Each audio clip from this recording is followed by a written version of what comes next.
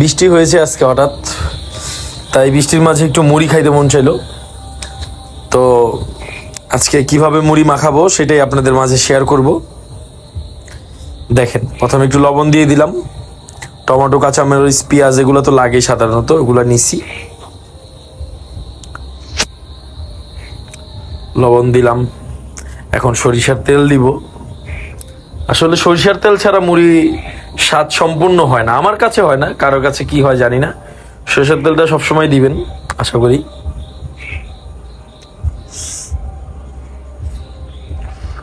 সুন্দর করে এইভাবে মেখে নেবেন। জানি সরিষার তেলগুলো সবকিছুর ভিতরে লাগে। আর বাসায় বানানো পেঁয়াজু,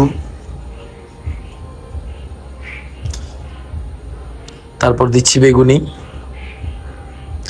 তারপর একটা শাকের বড়া বানিয়েছিলাম, সেই বড়াটা দেওয়া হইলো।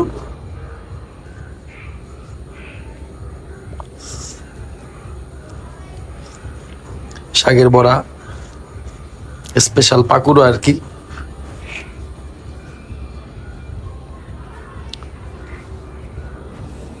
পেঁয়াজু একটু বেশি বানিয়ে ফেলছি, তাই পেঁয়াজু বাড়াই দিলাম।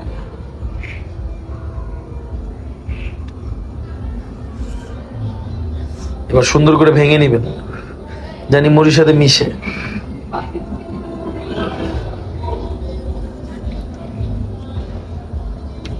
সুন্দর করে ভাঙবেন, ভাঙলে কি হবে, স্বাদটা ভালো পাওয়া যাবে।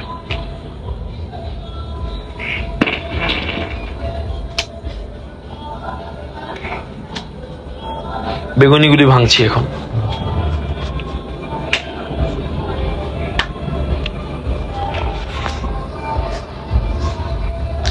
কমেন্টস করে জানাবেন বেগুনিগুলা কেমন হয়েছে, পেঁয়াজগুলা কেমন হয়েছে।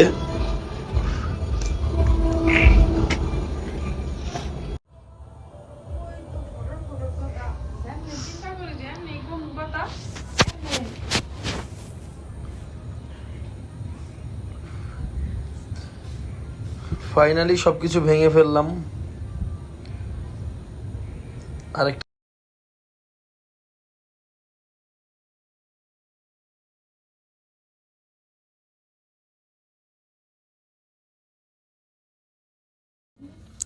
ফাইনালি মুড়ি দিয়ে দিলাম, এখন মাখতেছি। পুরো সম্পূর্ণ মুড়িটা মাখলাম। এই যে মুড়িটা কেমন হয়েছে, সবাই কমেন্টস করে জানাবেন মুড়িটা কেমন হয়েছে।